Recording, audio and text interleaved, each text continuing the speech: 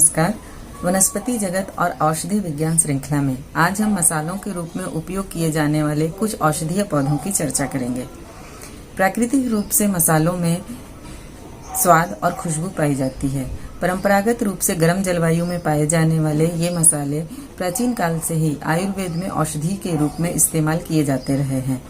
इनका उपयोग छोटी बड़ी कई प्रकार की बीमारियों के इलाज में किया जाता है।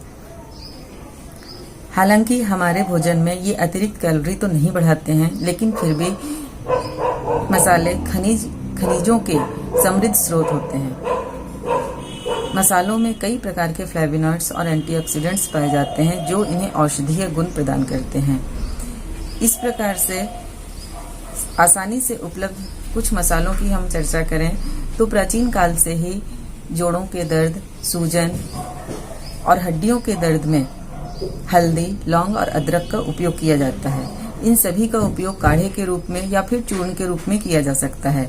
इसी प्रकार दालचीनी में प्राकृतिक मिठास पाई जाती है जो कि हमारे शरीर में इंसुलिन की मात्रा को बढ़ाती है, इसलिए इसका उपयोग डायबिटीज के इलाज में किया जाता है। इसका उपयोग भी हम चूर्ण के रूप में या फिर काढ़े के रूप में कर सकते हैं। सौंफ और जीरा ये हमारे शरीर में मेटाबॉलिक रेट को बढ़ाते हैं और हमारे शरीर से कई प्रकार के विषाक्त पदार्थों को बाहर निकालने में सहायक होते हैं। इसका उपयोग हम रात को पानी में फुलाकर सुबह उस पानी का उपयोग करके किया जा सकता है। इसी तरह लहसुन, जो कि रोज हमारे घरों में प्रयोग में आता है, हमारी रक्त धमनियों अर्थात आर्टरीज में रक्त के थक्के को जमने से रोकता है और हमारे शरीर में हार्ट अटैक के खतरे को कम करता है। इसी प्रकार लौंग और हल्दी और काली मिर्च में पाए जाने वाले बायोएक्टिव कंपाउंड हमारे शरीर में ट्यूमर की कोशिकाओं को नष्ट करने में सहायक होते हैं तथा उनके आगे प्रसार को भी रोकते हैं। इस तरह से हमने देखा कि मसाले हमारे लिए स्वास्थ्य लाभ में भरपूर योगदान देते हैं। इतना ही नहीं, इन मसालों की प्रकृति गर्म होती है, इसलिए ये हमारे शरीर के इम्यून सिस्टम को भी तेज करते हैं, अर्थात हमारे शरीर की प्रतिरोधक क्षमता को भी बढ़ाते हैं।